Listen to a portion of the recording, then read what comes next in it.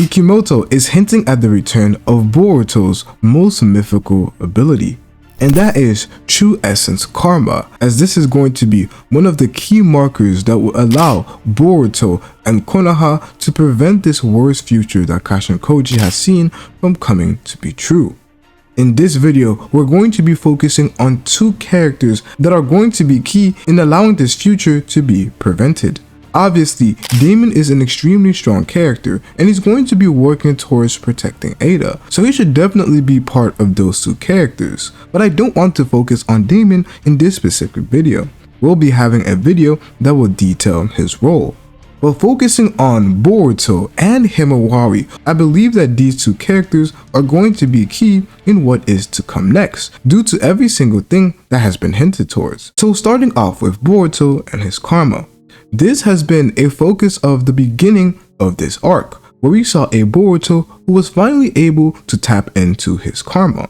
And this has only been a possibility due to the simple fact that Boruto has made a deal with Momoshiki. And we have seen this build up come full circle, with Boruto in the past who couldn't use his karma, saying that he felt like he was dying when he was using his karma, and Boruto in part 1 saying that he could better channel Momoshiki's abilities.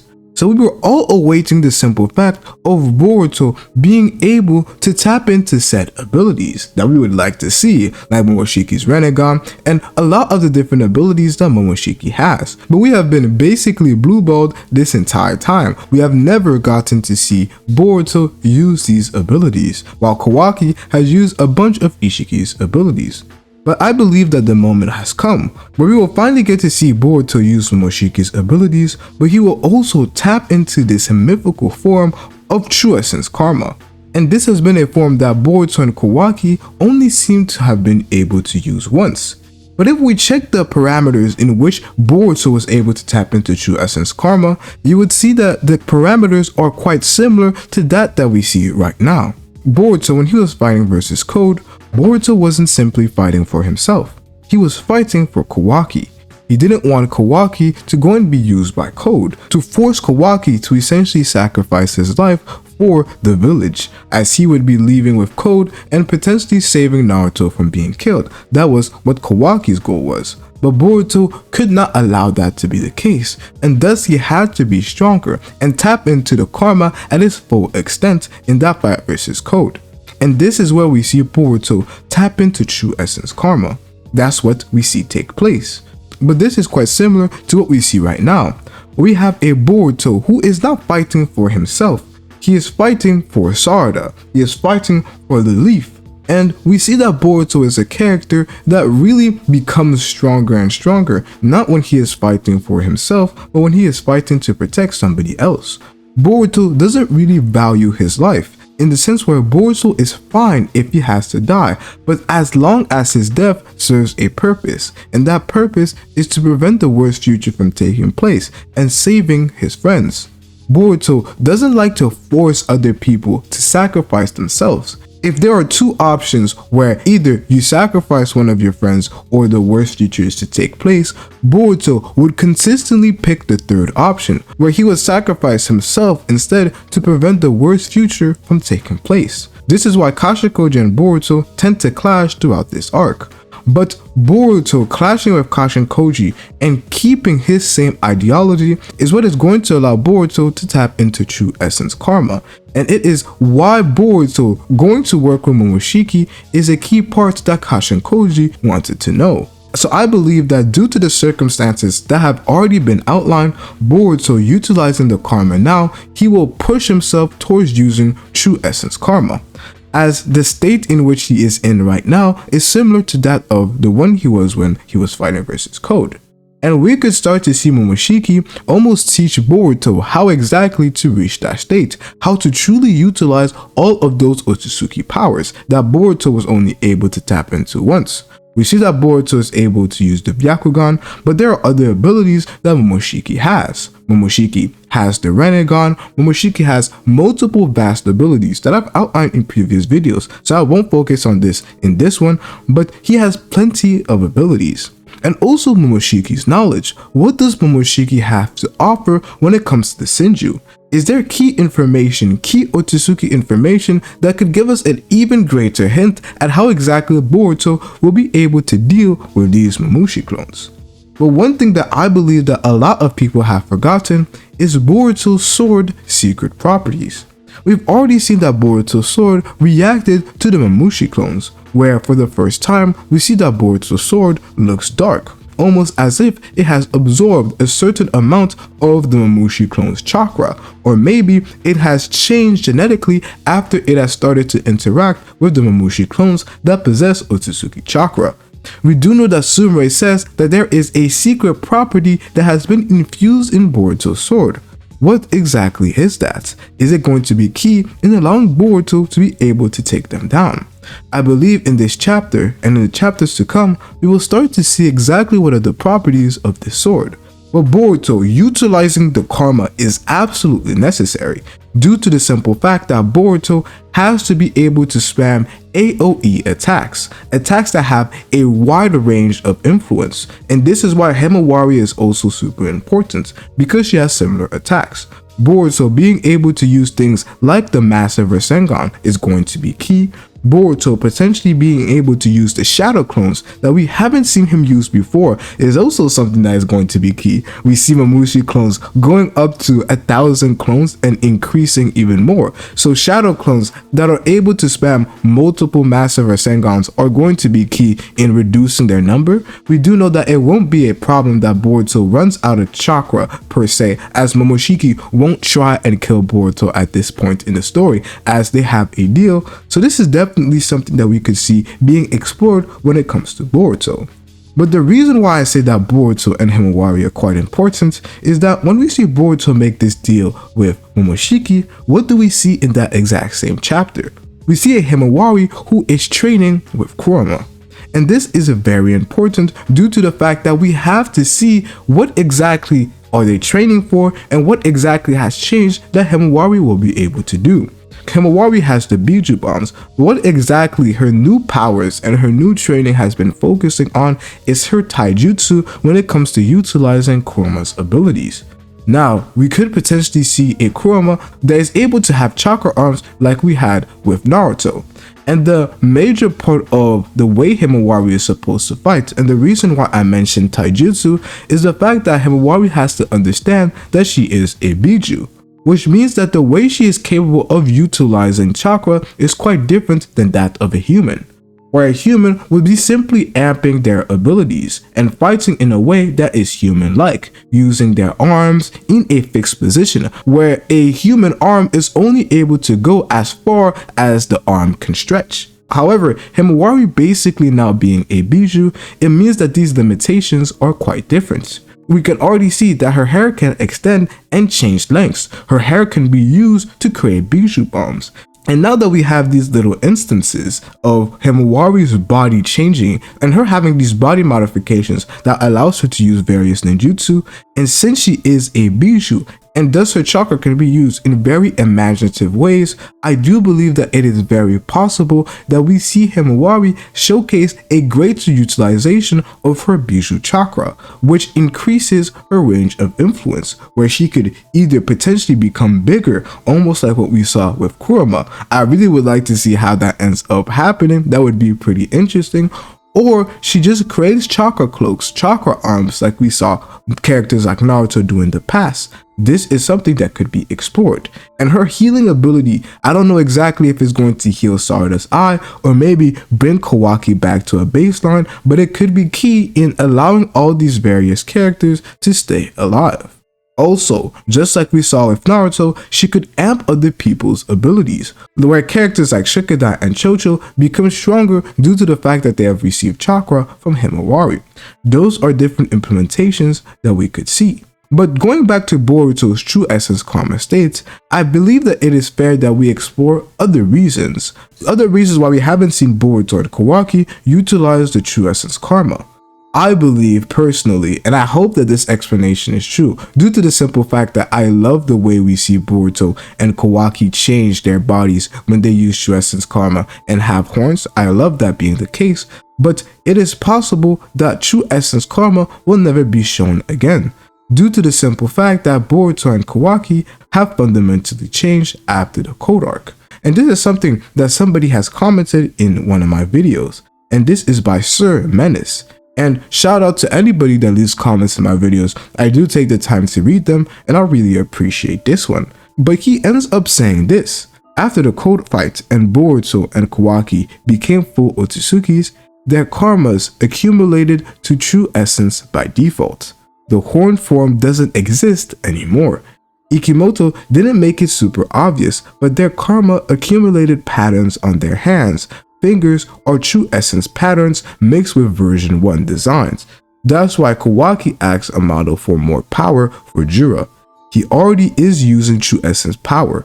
They don't need Otsutsuki transformation to use true essence karma due to them being full Otsutsukis.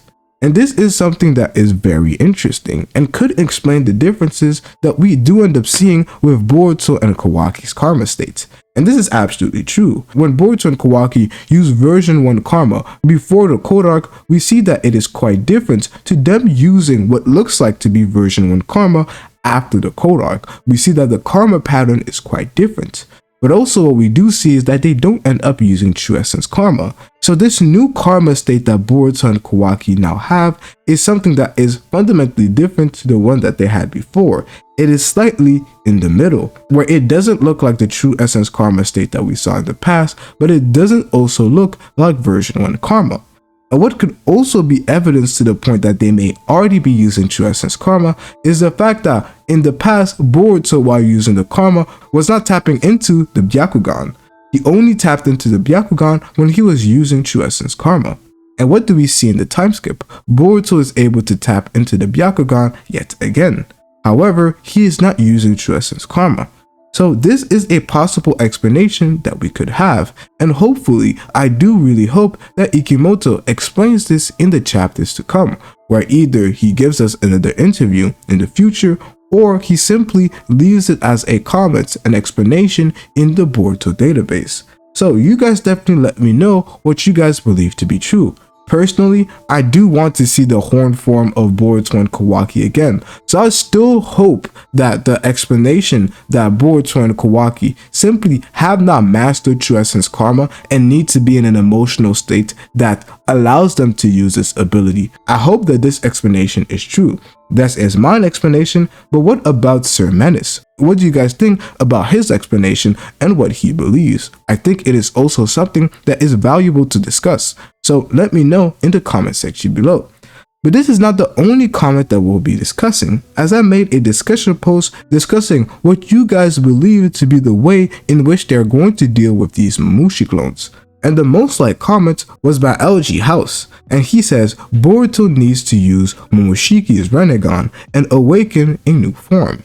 This is something that I would really love to see, an almost Otsutsuki-like form that Boruto is able to tap into, which allows him to not only utilize the Byakugan as we have already seen, but also utilize Momoshiki's renegon. Momoshiki's renegon to some people, it seems useless, but especially in a fight versus the Mamushi clones, I do believe that it is extremely valuable. Due to the simple fact that Boruto being able to absorb their abilities and fire it back with double the force is definitely something that is valuable. Because we've already seen that the Mamushi clones are able to use fire style, and with their fire style, they're able to even damage themselves. And we already seen that Damon was able to reflect that ability when they were using it. So imagine Boruto not only reflecting that ability, but being able to double the strength. That is going to be an ability that is absolutely useful for this battle. And we've already seen that Boruto has gloves. Why does Boruto have gloves that are similar to the likes of Momoshiki? This is potential foreshadowing from Ikemoto. And due to the simple fact that Boruto has utilized and made a deal with Momoshiki, where Momoshiki literally said, use everything that I have, use every ability that I have, everything at my disposal is granted towards you. I believe that the renegon definitely fits at that. Now, it really depends on what Boruto wants to utilize, but now that he has already said in the past that he feels like he can channel more of Momoshiki's abilities, and Momoshiki has granted him the fact of using everything at his disposal, the renegon checks all those boxes. So I do believe that it is very well possible that we do end up seeing Boruto utilize said abilities. The next comment is by Shrina, because sometimes I mispronounce people's names and I hope that I don't offend any of you guys. But what it said in this comment is this: time for Boruto with Momoshiki's power and Damon to unleash his full potential. Both are really pissed at the moment and not ready to lose their people. And even if some miracle happens and someone joins the fight, very few have potential to stop Mamushi except Jura. It seems now Koji relies on the chance that Jura will intervene and stop Mamushi before Mamushi goes crazy and destroys the village with that crazy number. Now this is very interesting. When it comes to the time abilities that we could potentially see Boruto utilize, a time stopping ability where Boruto is either able to better analyze the situation, he stops time, has time to reflect, and knows exactly what he hopes to do. Either he is charging up a very big Rasengan where he's then able to stop time and then have that Rasengan be unleashed. That would be a very cool utilization where Boruto could stop time but only affect himself, meaning that time will be stopped but Boruto can't interact with anybody else. He can scan the environment and have time to strategize or maybe even load up a jutsu, but he has to unstop time for that jutsu to be unleashed, meaning that he can't actually damage somebody or interact with somebody when time is stopped. That's a pretty cool utilization that I hope we could see.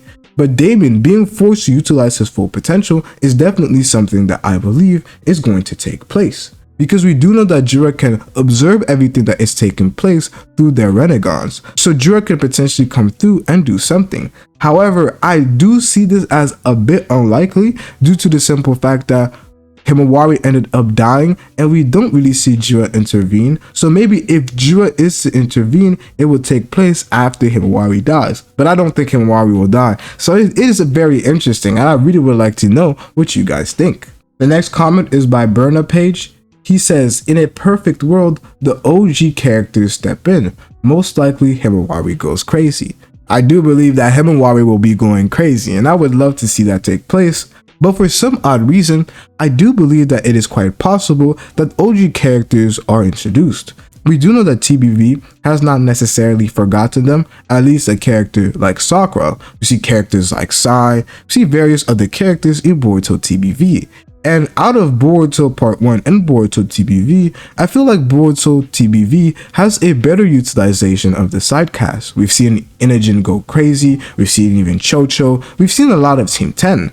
So it does feel like Ikemoto has picked the side cast or the OG characters that he would like to explore, being that of Sai, Ino, and Sakura. But I do believe that it is quite possible due to the fact that Sai has had some Jonin on standby, has had some ninja on standby. We could potentially see those characters come and help, especially due to the fact that Sarada and Kawaki are down and due to the sheer number of Mamushi clones and them potentially being weaker due to their lack of intelligence and lack of IQ. This is definitely something that we could see. And if we see OG characters pop through, I really hope that it is the case, because they can't let all of these like 5 people deal with them. Even if they're weak and they end up dying, at least them being there would showcase just how, okay, yeah, the Leaf is really in danger. And I do believe that, me personally, I'm not the one writing the series or anything, but before the village is destroyed, we definitely will see the OG cast. When we see the OG cast, I do believe that it's going to be a moment where we start to think that, yeah,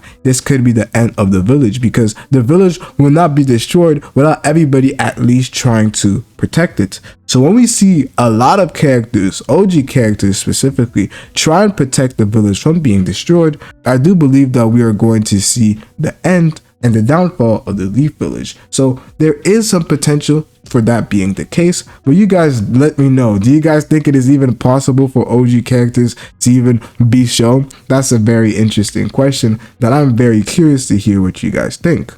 But now the last comment that we're going to be discussing is by King Kazma. Hope I said your name right, but his comment is pretty long, so I'll be breaking it down into chunks. The first part of this comment discusses the fact that Boruto will be working with Momoshiki, and we could potentially see Mitsuki use Dragon Sage mode.